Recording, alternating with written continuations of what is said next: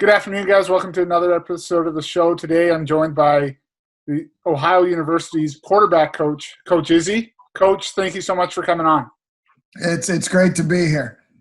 Awesome. And, obviously, we've had some University of Ohio guys on here before, and I'm so happy that, you get to share your knowledge with our viewers and help make some people better today. Well, we are no stranger to Canadian football down here at OU, and obviously with Nathan Rourke being our starting quarterback the last 3 years, and his younger brother being here, and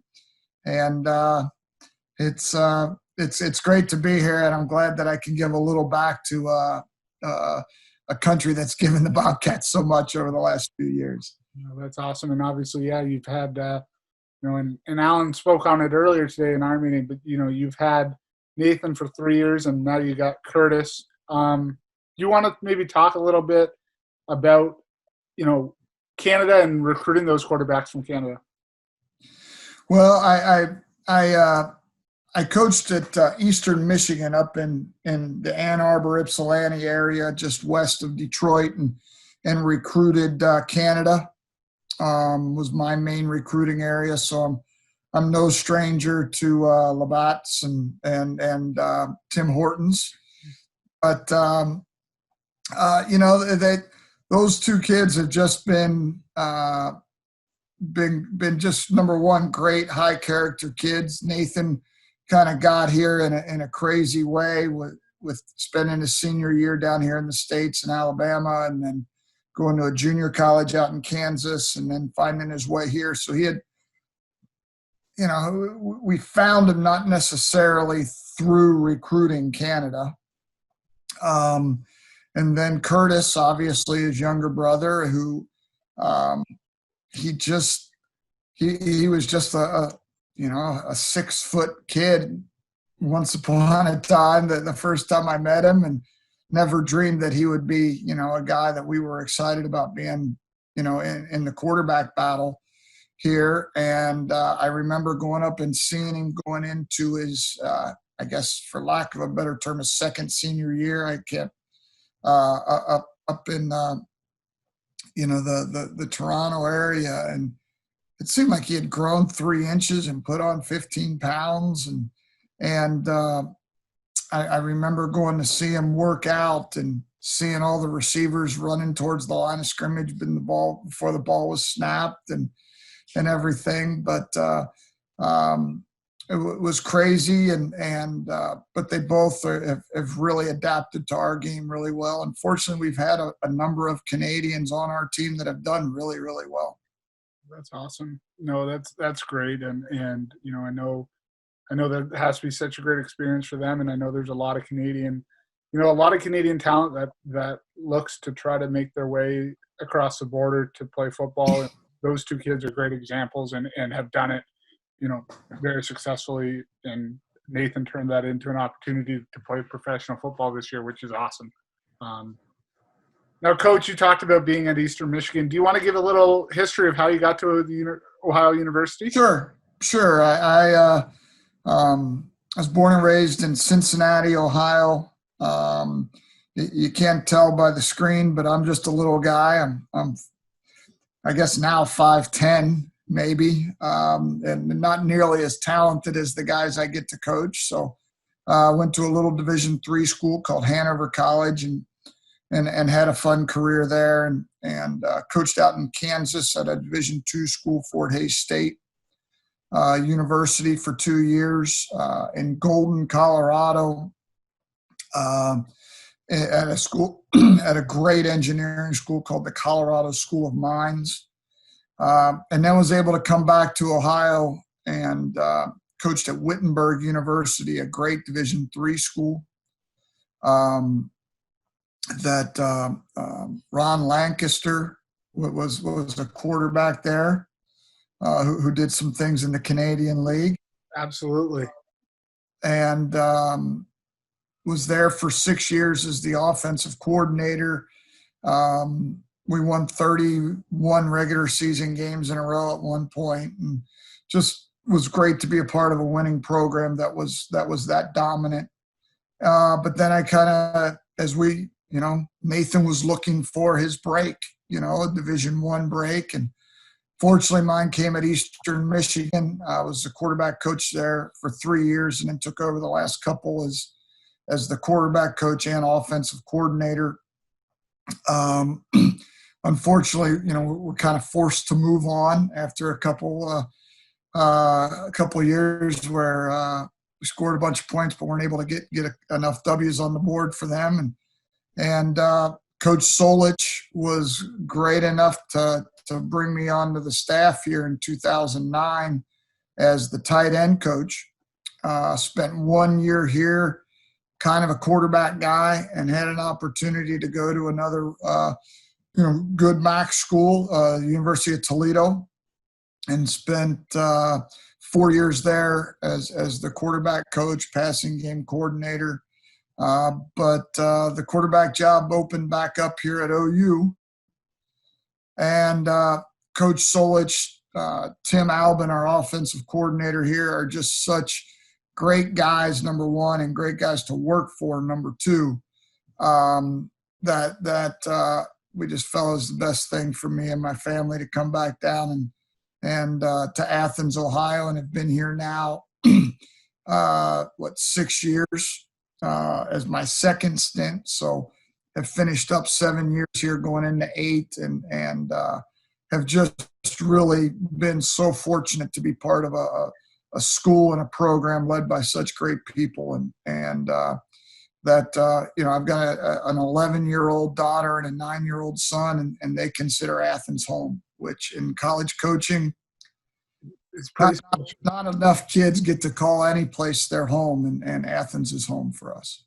That's awesome. And I know, continuity in college coaching is hard, and to be able to be around one place that long and be around one place and be as successful as you guys have been is so impressive. It's unbelievable.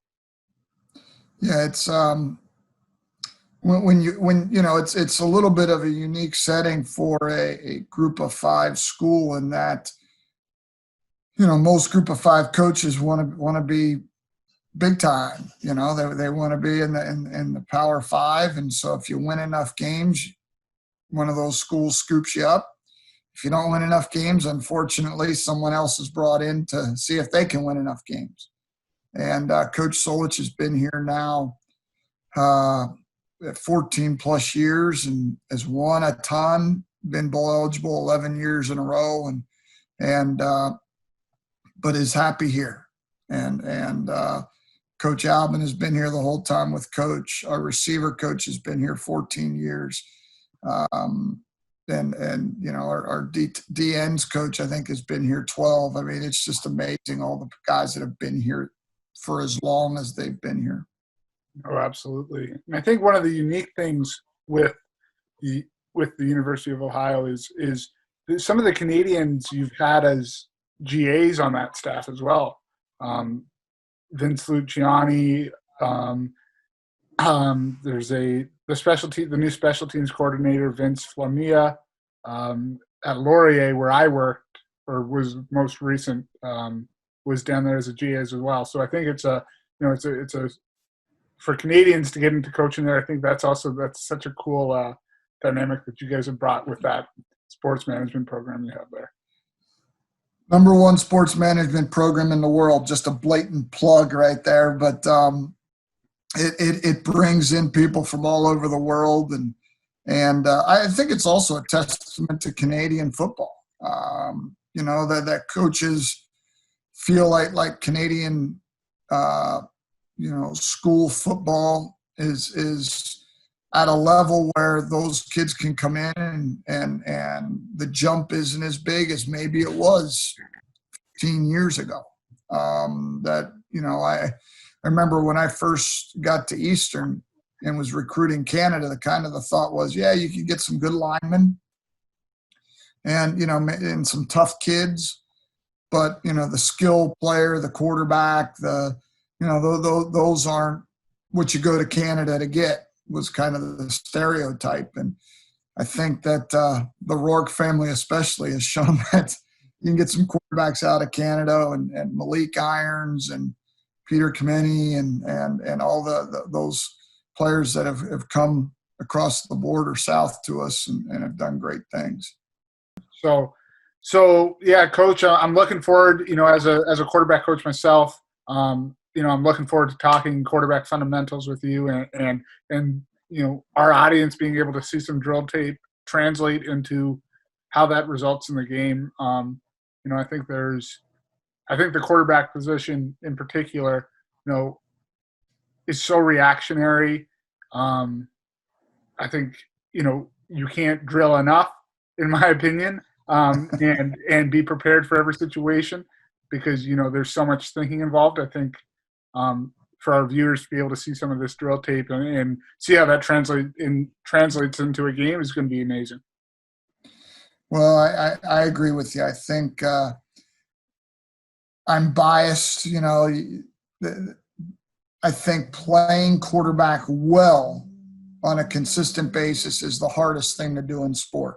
Now, I'm biased, but I've seen a lot of guys, that are really athletic go out and hit a baseball, or dunk a basketball or whatever. But to play the position of quarterback in football well consistently, because in basketball, if you read it's a 2-3 zone, but it's really man-to-man, you're not going to get your head taken off. And there's not 10 guys out there like basketball or whatever in baseball, and there's 22 guys out there, and if you lose track of one of those guys, you could end up not knowing your name at the end of the play. So yeah, I think that drills definitely. The more that you can prepare the quarterback for any situation that comes in the game, the better off you and your team are. Absolutely. For us at OU, we want our quarterbacks to be athletic guys. In my opinion, the GOAT of the NFL is Tom Brady, but I don't know that he fits with who we are. It's hard to say that.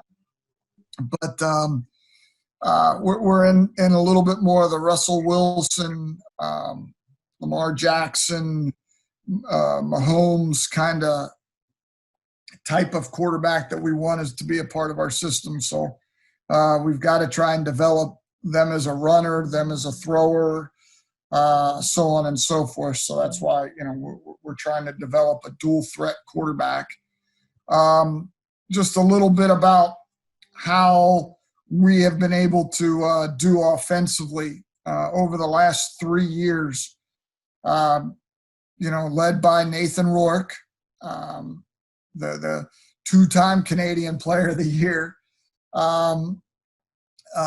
We've been averaging almost 38 points a game, which is 8th in the country, with some pretty impressive names of some other pretty impressive schools.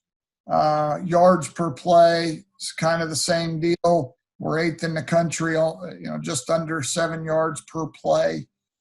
Yards per rush, we're 3rd. Oklahoma and Clemson aren't too bad. Yards per pass, if you take out those teams that, throw it about 3 times a game, we're 10th in the country. And then 3rd down conversion, which, that's the money down. That's what separates the men from the boys. Again, Ohio State, Boise, Alabama, Oklahoma are the biggest of the big, and we're 7th. And I think that has kind of led us to 3 straight bowl games. And so that's been great. Nathan Rourke, a historic career. I don't think that you can argue that he's not one of the best quarterbacks to ever come out of the Mid-American Conference. Career stats, again, 7.7 yards per play, 3rd in the history of the MAC. You go down to touchdowns, he's 2nd in the history of the MAC, 111. yards per pass, 8.36th in the history of our conference. Pass efficiency is 11th.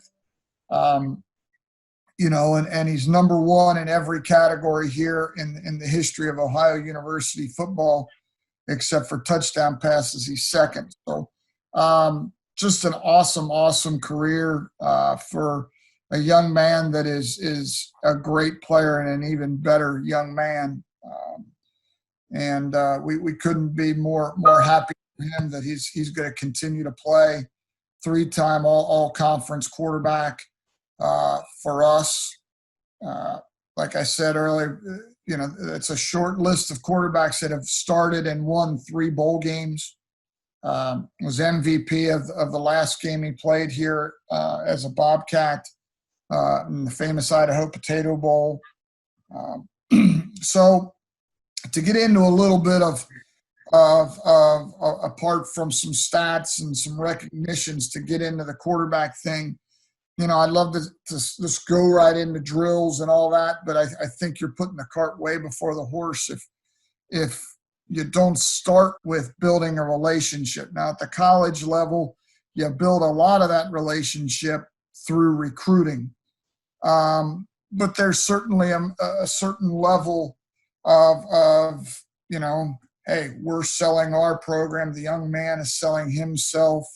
That you do your best to try and get to know him and let him get to know you as the coach. But once they're on campus, I think is really when you start to develop that relationship. And a great quote is, they don't care how much you know until they know how much you care. And especially where the world is today, I got to do a great job of letting our quarterbacks know that I'm there for them, that they can trust me. And I think that's also a two-way street, that, when a young man walks in the door, I've got to develop trust in him, and he's got to earn that trust.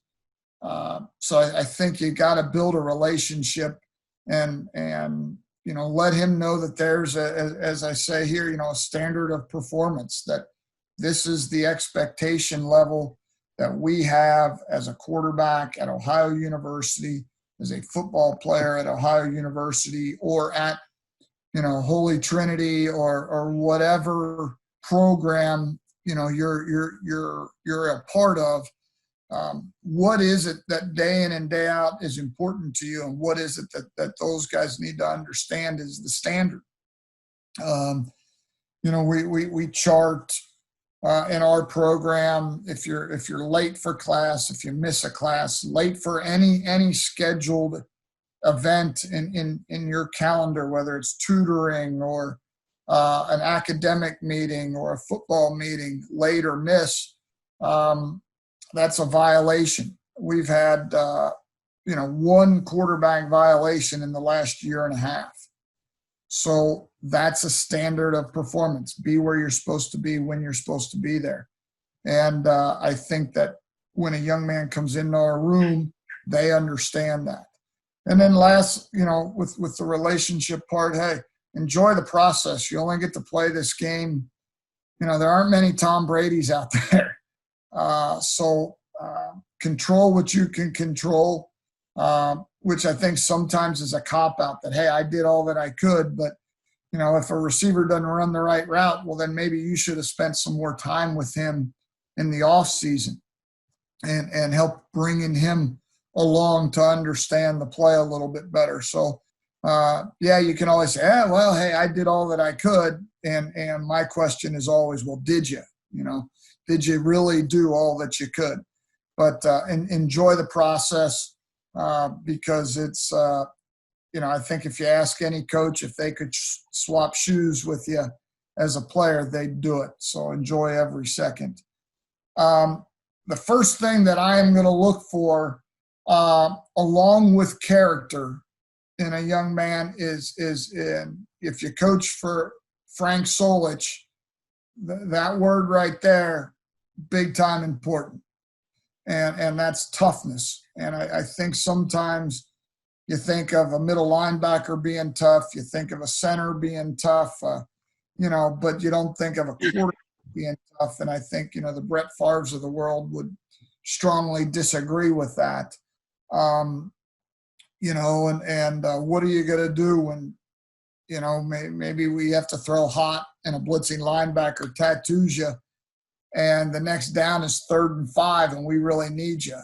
And so how can I help develop toughness?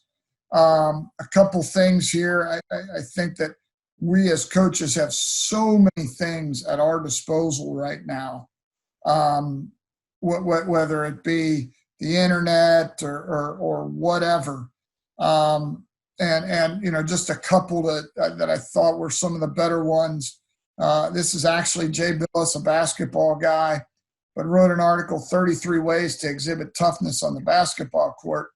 I took that and applied it to football, and every year when we get our new group of quarterbacks, they come up with their somewhere around 30 ways to exhibit toughness as a quarterback in football. And they come up with them, and it's kind of their standard of performance. And because they've come up with it, I feel like I'm able to hold them to that, maybe even to a larger extent than if I came up with it. So I think that's a great article. Jay went on to write a book called Toughness, and I think you can always start there. Angela Duckworth has written a number of great things, but Grit is a book that she wrote, another great, pulling different examples of toughness from all walks of life. And then, at least here in the States, I don't know that you can have a higher respect for any level of for sure in the military than the Navy SEALs. And Jocko Willink and Leif Babin wrote this phenomenal book, Extreme Ownership. I would encourage any player or coach to check those out, and I guarantee you're going to learn a lot about toughness. Sorry. No doubt, Coach. I think, looking at the quarterback position, I think some of the best ones I've ever been around, whether that's Zach Caleros, who's a Steubenville, Ohio guy, or Jeremiah Mazzoli, I think, as a leader for that room and that huddle, I think that toughness is 100% underrated. I think that's a great call out by you. Yeah, speaking a lot of toughness, but mental toughness, and we were talking a little bit prior to getting rolling about how difficult it is to play the position of quarterback, because they're so just mentally and how sometimes you got to forget and go on to the next play so quick, and you got to know where 21 guys are, and any one of those 11 bad guys on defense can hit you, and some of them weigh 300 pounds. And I think that, it's you better be a mentally tough guy as well. But so I very first coaching job I had was under a coach, really a legendary coach as far as some of the D2 and got into the Arena League is Bob Cortez. And he was the first, was a great guy to GA under, but he said, "Hey, you're not a coach, you're a teacher." And, my job is to get you an A in football. Some teachers are, "Hey, here's the information. If you get a D, you get a D." Well, if our quarterback gets a D, we're not going to win a lot of football games. So my job as a teacher is to find a way to get our quarterback to get an A. And I think that if you're the O-line coach, you've got, 16, 20 guys maybe in your room. If you're the DB coach, you might have somewhere, in the 10, 15 guys that you kind of have to teach to the majority of your room. As a quarterback, I got 4, maybe 5 guys in my room that I've got to do a great job, and I have the ability to, okay, how are my guys going to learn? Are they guys that if I get up on the grease board and draw up a lot of plays, that it sinks in? Are they a guy that needs to see it on film? Do they need to get out on the field and just kind of see it and walk through setting? Or you know, are they able to watch practice? Because you can only get one guy reps. And that's one of the hardest things about, I think, about coaching quarterbacks is how do you manage the reps and how do you get your number 3 guy reps? Because we've all coached in games where, you know, all of a sudden your starter's a little banged up going in. He's ineffective. The 2 comes in and gets hurt, and you're to your 3rd string guy. Well, how do you balance the reps but still have to get your starter as many reps as you can? And you know, are they able to watch practice? And I put that in quotes because, you know, anybody can watch it, but are you putting yourself in the quarterback's shoes and figuring out which way you're in particular your 2, 3, 4 quarterback, how do they learn best? And my job is to give them experience without actually getting the experience.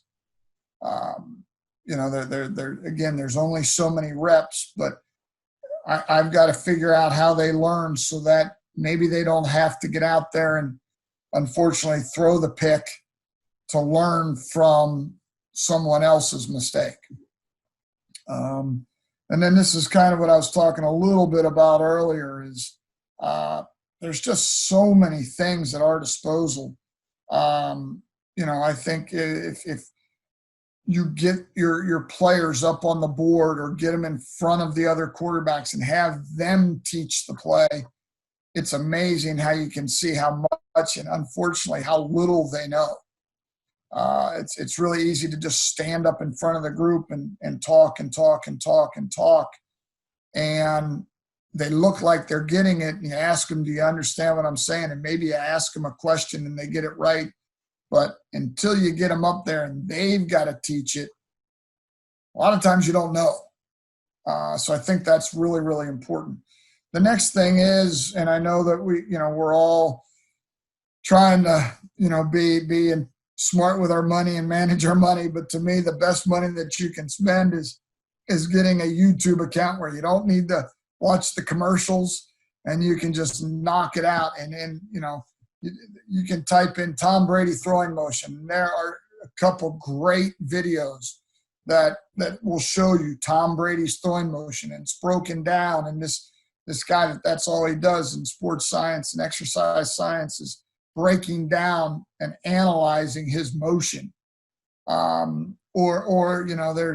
There's a number of videos that show NFL film of different routes and leadership stuff. And I can't stress enough how valuable that the internet, in particular YouTube, is, in my opinion, to a young or an old coach. And then, try and get film, because it is so readily available generally, is get film of other teams. And if you're a high school coach, get some college film. If you're a college coach, try and get some NFL or CFL film to show the next level guy, because that's what most guys are aspiring to, is to get to that next level. And this is how it's supposed to be done. and show them. I've got, I think, 1 or 2 examples of that in here. But, as much as you can show the Drew Breeses and the Tom Bradys and the Peyton Mannings and all those guys, the Russell Wilsons of the world doing it right, I think guys tend to enjoy learning from that kind of stuff. So then the last thing, and then we'll get into some video, is to me, and this is Coach Cutcliffe, the head coach at Duke, who is famous for coaching both the Mannings, Eli and Peyton, in college. And I saw this quote, and it really hit home, is what we do when we're training a quarterback is we're going to spend about 2 years teaching them defense. The first thing that I do when an incoming freshman quarterback comes in is I am going to spend, a good 2 weeks just Here's how we call the defense. Here's what the defense is trying to do in this. Here's the weakness of this defense. Here's the strength of this defense. The terms that we use, because then the rest of your time at OU or wherever you may be is trying to understand and develop plays that are going to work against the weaknesses of those defenses. So I think that we all love to talk about the X's and O's if you're an offensive coach offensively, defensive coach defensively. But I would tell a young coach, one of the best things that you can do if you played offense, get a coaching job on defense if you can. Or if you were on defense, get a coaching job on offense, because just understanding the whole game and what all 22 players are being taught out there is such a valuable tool. So we're going to spend a lot of time teaching defense. No, absolutely. That's such a great, that's a great quote. And I think as a coach, I think as I grow and as I've been growing, I think learning from the other side of the ball and really having those conversations, and really even on this channel talking with coaches, it's having those opportunities to learn what they're trying to do has been some of the most valuable time I've spent. I agree. And I've got different ways of breaking down defenses, and obviously, you guys throw a couple more guys out on the field, but I just think that, for me, I sit up in the press box, and when I called, or in between series, and the quarterback, the last 3 years, Nathan would come over. I can't draw everything up, so if I got to go, hey, on that. The blitz, they brought Bison from the field and the boundary end dropped. We really needed to go to the boundary, or we needed to call the protection this way because we got field bark. If they don't understand what I'm talking about right there, then it's not helping. I can't always draw it up. So, just the terms and the vocabulary that you're going to use. And I think if you got to memorize things, your quarterback has to memorize things.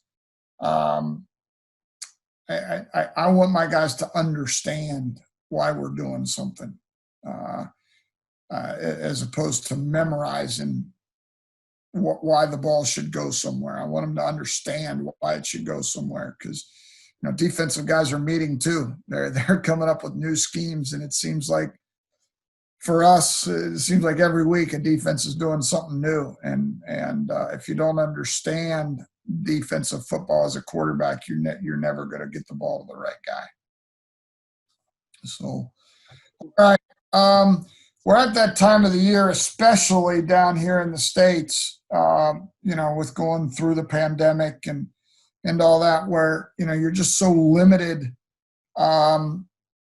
and the time that you get with players. And this is something we started doing a couple of years ago.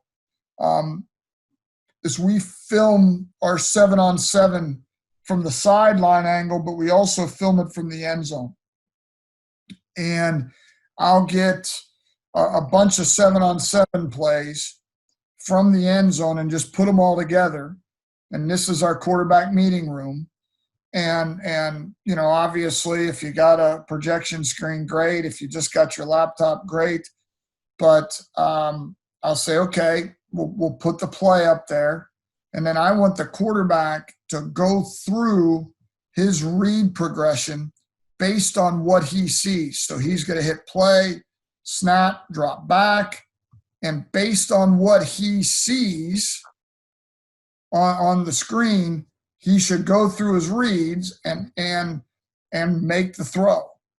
So now we're getting mental reps, but we're also getting some physical reps. It's a little better look that we're in our indoor here,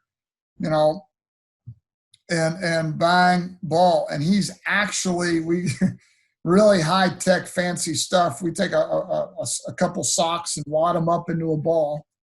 so that he's not knocking holes in the wall, but that he's actually making the throw to where his read would go.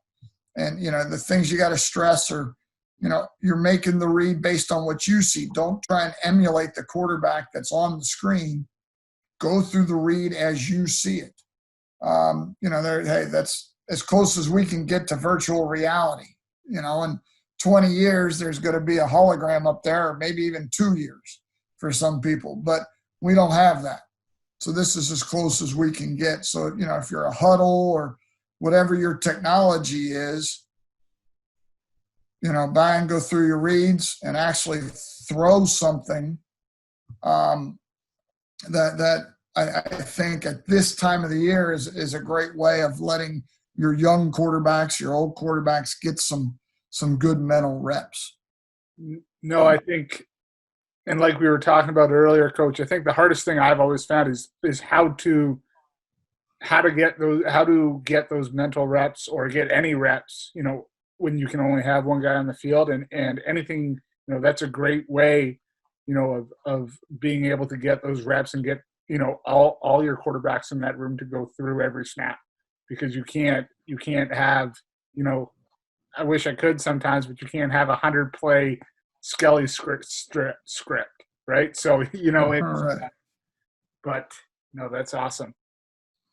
Yeah, and we're all trying to find ways within our financial means. Whether you're, at coaching middle school football, or whether you're coaching, the Toronto Argonaut, or I should say BC because of Nathan, or you're coaching the Dallas Cowboys. You got to operate within your means, and that's been a good way for us to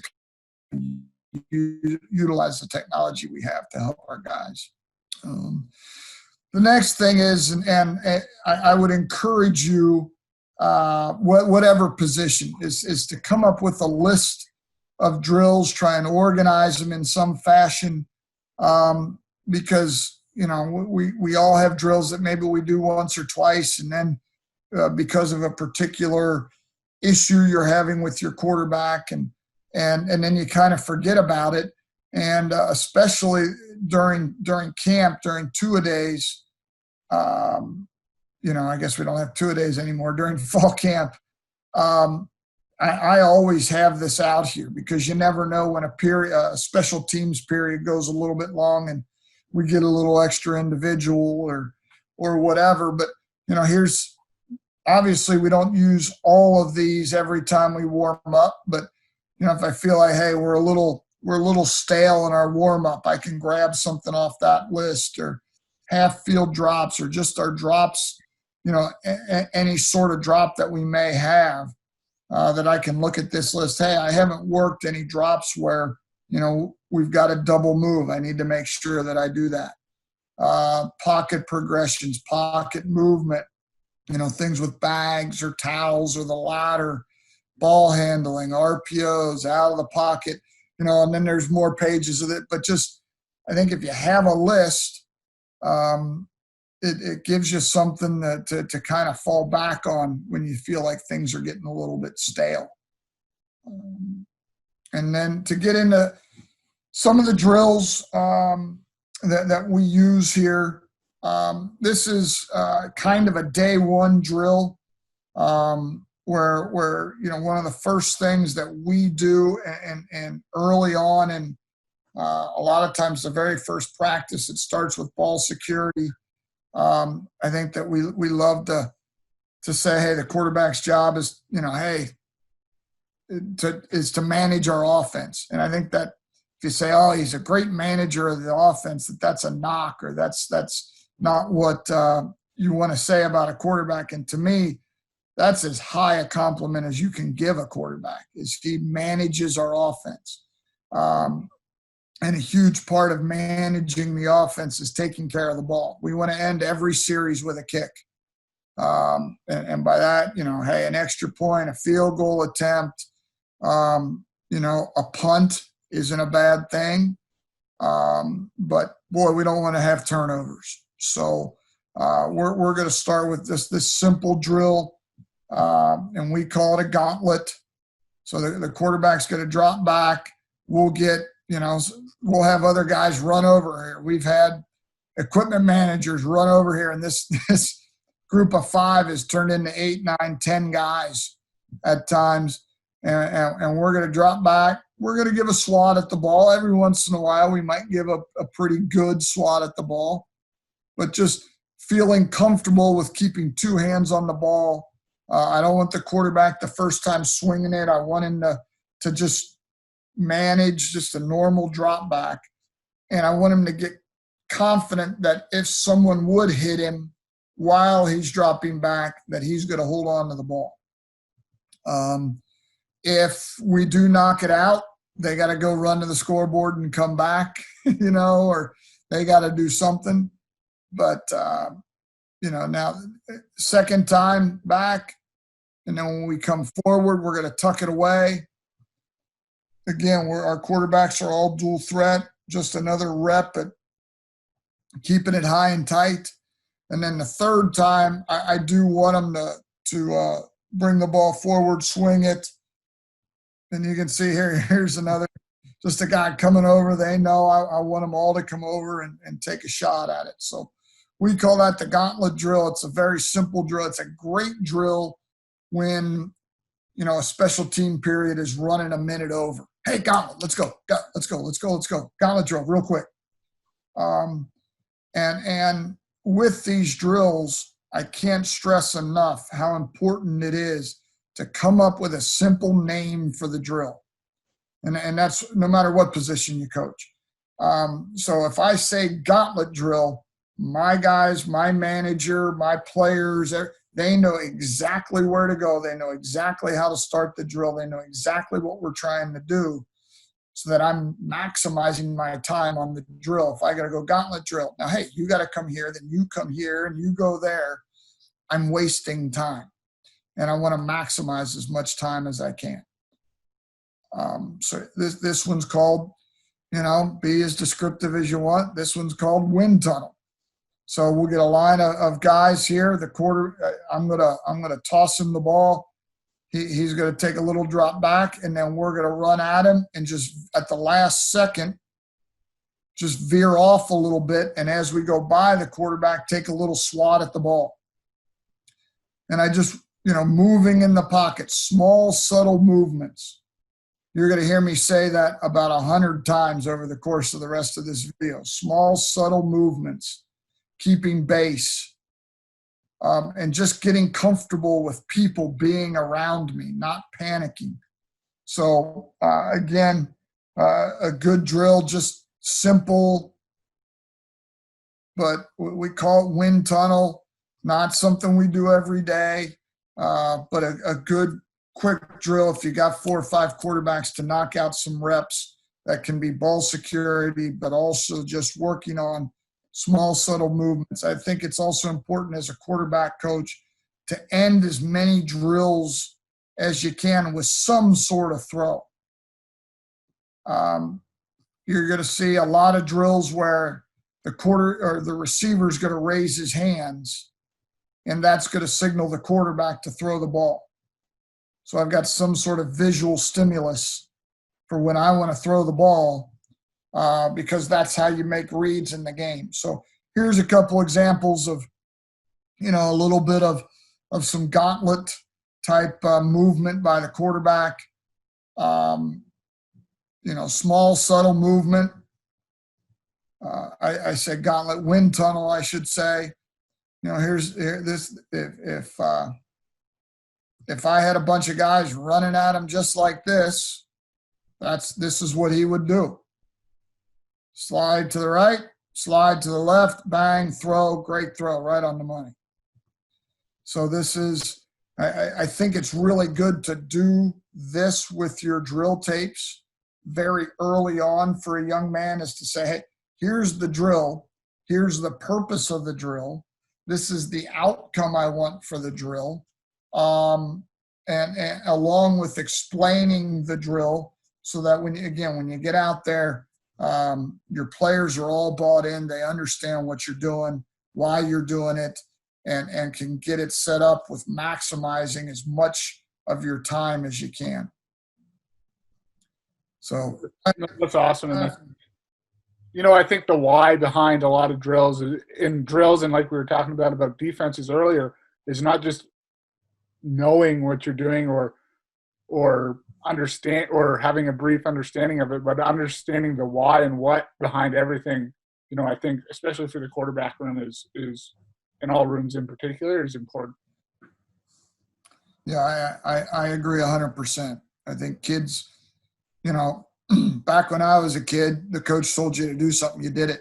Why? Because he's the coach.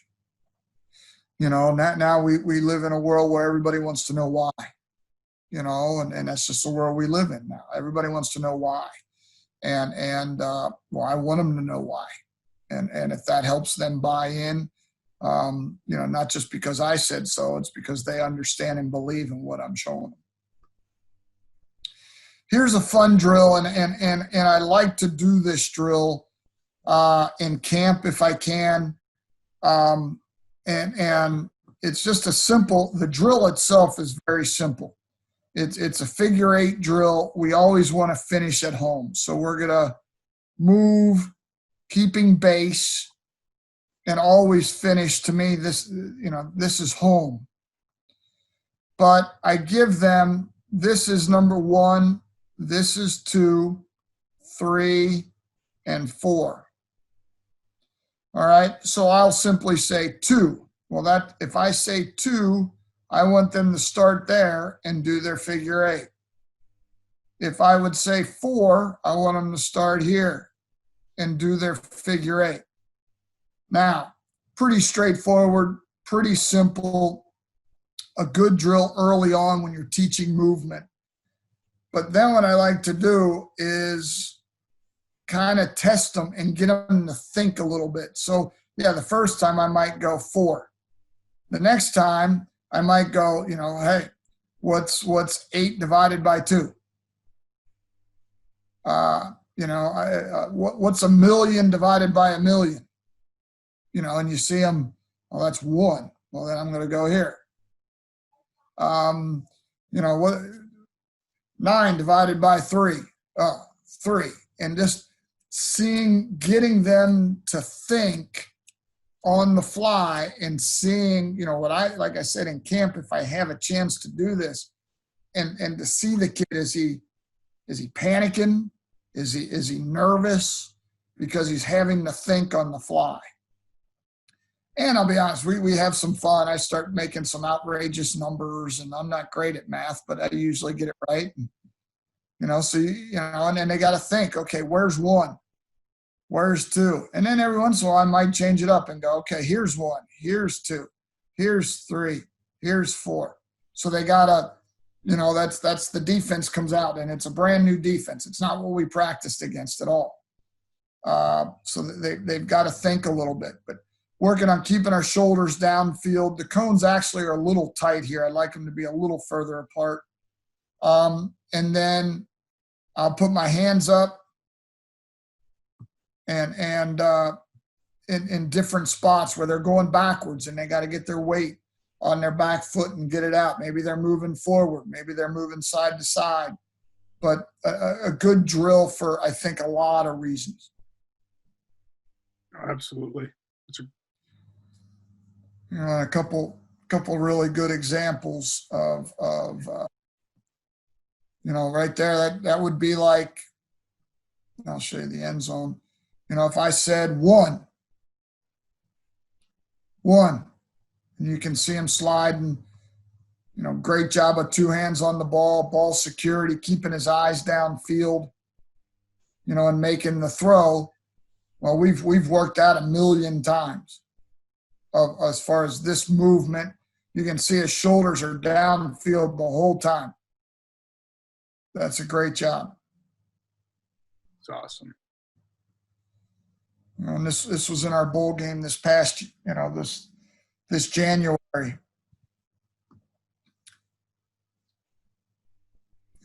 Again, 1, sliding, keeping base, back foot in the ground, and get it out.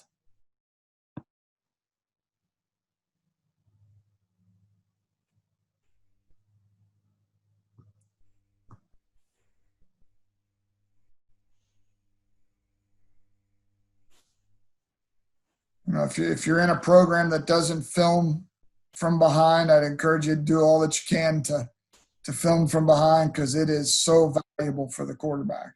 Yeah, no, I think a lot of people think that film is, only hides out in the O-line room. I can tell you you can learn so much from that end zone film, especially if you got a stripe on your helmet. Coaches, you can tell a lot. I promise you that. We one year when I first got here, the kind of the thing was we didn't have anything on our helmets at the beginning of camp. And I went to the equipment manager and I said, hey, I need a stripe down the middle, just because where that stripe is pointing, usually that's where you're looking. Now we, talk about trying to look out the side of our helmet, but yes, I agree. That's a great point.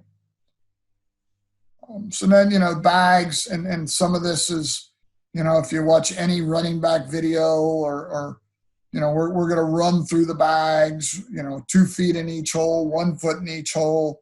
But here we are, working on taking the ball with us. This is a cut that a lot of times the quarterback makes on zone read or on option when he keeps it, is that hard jump type cut and making the ball come with you.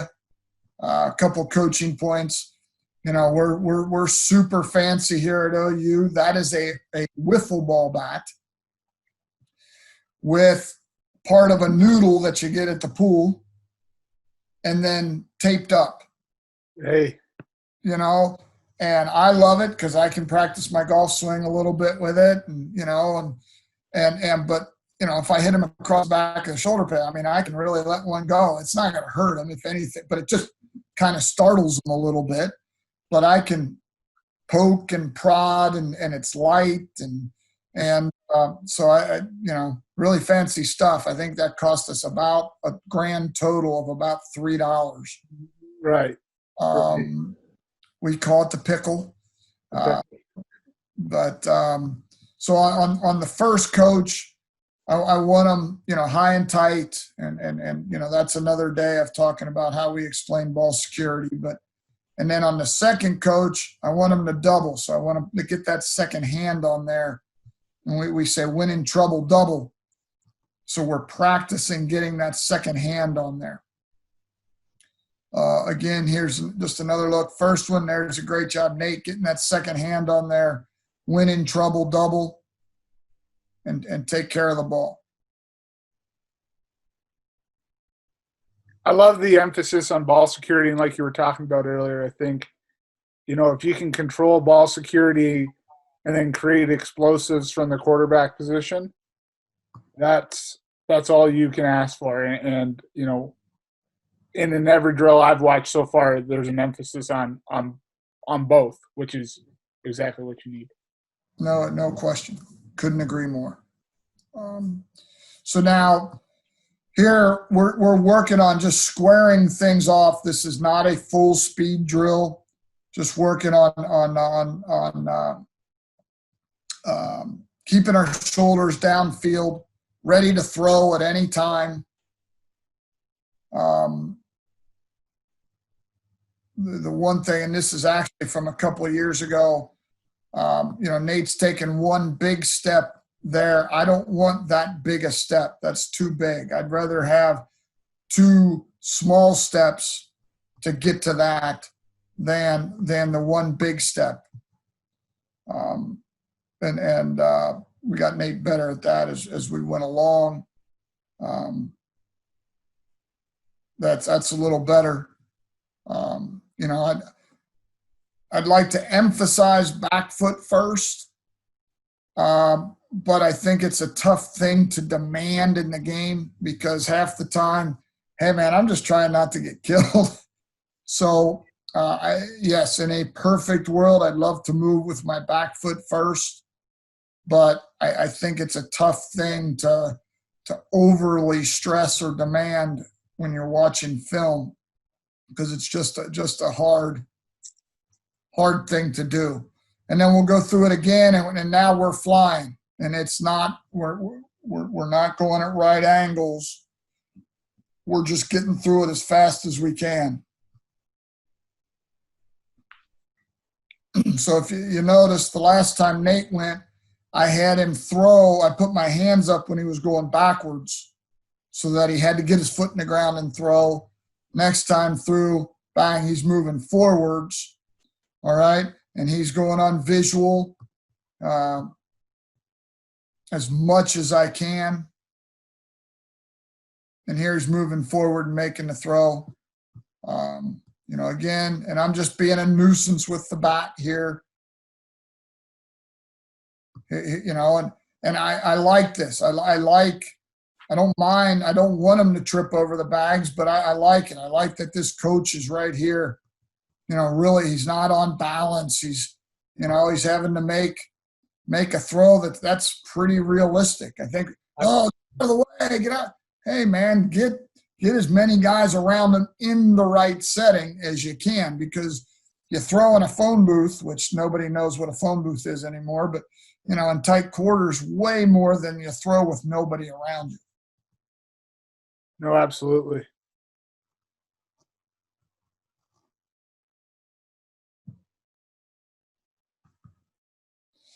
All right, and then we'll just take the bags and we'll turn them. I think that, when I was a kid in football and, hitting a baseball, you'd have your feet close together. You'd take a nice big stride. If it was baseball, you really took a big stride into the, hey, step at the pitcher, when you were a little kid.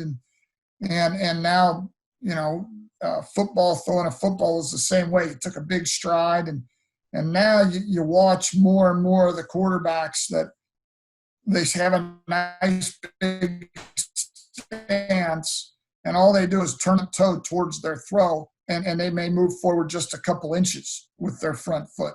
Now, I think that some quarterbacks get too big with their stance or with their throwing motion, but this is just to kind of reinforce moving with keeping some base. And I think that, this is a great example, a great illustration of when this can come into play. This is one of my favorite throws of Nathan's.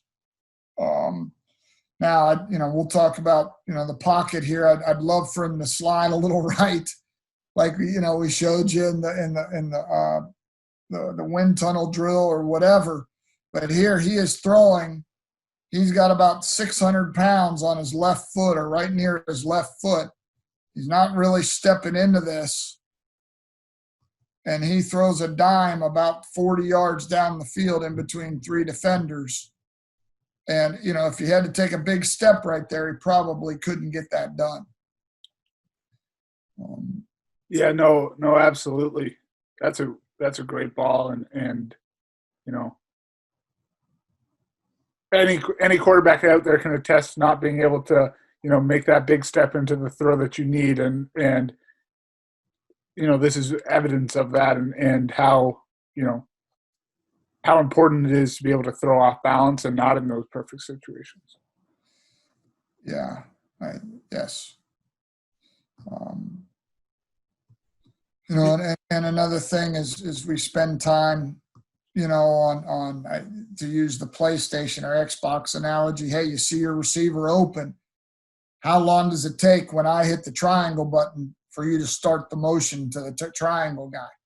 And here again, because he's got some base and he's still got his shoulders downfield, he's tightened the rubber band so his he's done a great job of his shoulders going a little bit right and his lower body starting to go a little bit left to get that ball 40 yards downfield is pretty special. It's a great throw. Now here's again if you noticed, I haven't really shown you any drills of just dropping back and throwing, because that just doesn't happen very often. I don't care how good your O-line is. I don't care how good their, or bad their D-line is. It just so many throws, certainly over half are where you've had to move off your spot. And For us, at a Division I school and in college in the States here, if my guy can't drop back and throw the ball when nobody's around him, then I'd recruited the wrong guy. The guys that separate themselves are the guys that can make that throw after moving in the pocket or when someone's close to them. So we're going to spend a huge chunk of our time on these type of movement drills. And so here we've got a throwing lane here, here, and here. We've got 3 receivers out here. I'll give them a number, sometimes 1, 2, and 3. If you got enough guys, I'll put a defender here and a defender here and have them, break this way and break that way. Then the ball should go here. The more things that you can do to use visual stimulus as to where the ball should go, I think the better. And now you need a certain number of guys and all that. But so I'm going to move them in the pocket here and then go. And I'm going to say, step through these bags.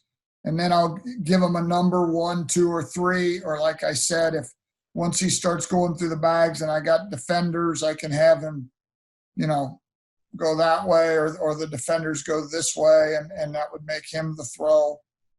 All right. Right. And another thing that I think, and I certainly did this for a long time and as a quarterback coach, is I used to love to get these guys back here and have them move, and they were moving all over the place. That never happens in a game. Usually it's a subtle movement here, ball. Right. Maybe a movement here, then here. All right. If you got to go here, man, I don't know.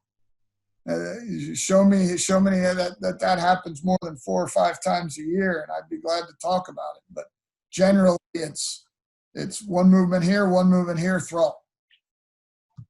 So, here I'm moving him once, twice, and then move through the pocket. Now, there'll be times that I'll have him at this point run through the bag and throw on the run so that he's getting where he's able to keep from turning his hips and running, which I'd love to do as much as I can. I'm generally a more accurate quarterback when I'm sliding as opposed to when I turn and run. Yep. But sometimes you're going to have to turn and run. Here's another. So, hey, left, forward.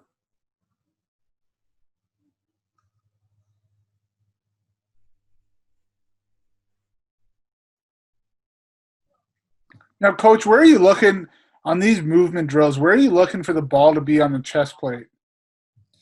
Generally, I like it on the back pec. I don't like when, the ball starts getting above their shoulder pads because as a defender comes around, and swats it, from your backside, it can hit the ball.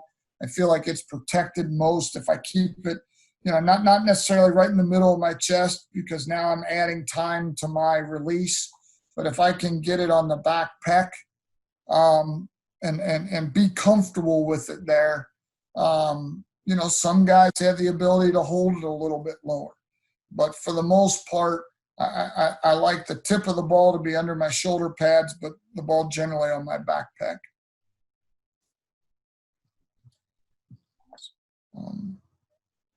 So, an example of that drill, he a great job by our O-line protection-wise. He's going through his reads, and now he's turning and running through those bags and making that throw. So again, the ones I showed you, we weren't running through the bag, but we certainly do it. But here, bang, now here's that window. Here are those 2 agility bags, and he's running through those agility bags. So we've made that throw in a drill a number of times. Here's another one. That was just a huge play in the game.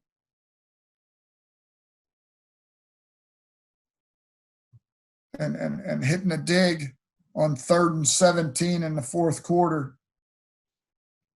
A game that, Nathan ended up scoring the go-ahead touchdown with like a minute to go in the game.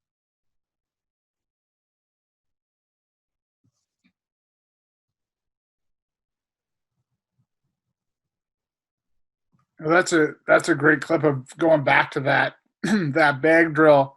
I think for smaller quarterbacks, and I think we all would love to have everybody 6'6", be athletic and be able to see over everything, but it's just not the case. So I think that's a great example, especially for the younger coaches, or guys that are coaching at a younger level, being able to get quarterbacks comfortable sliding and moving into throwing lanes, to get that vision is so vital. You don't have to have a lot of film of Drew Brees to find a lot of that. No, absolutely again, that's something on YouTube. There's a guy that breaks down him moving in the pocket and his throwing motion, and it's Drew Brees, and it's free. It's on YouTube. You don't need to call, Sean Payton and see if he'll give you a film. It's on YouTube.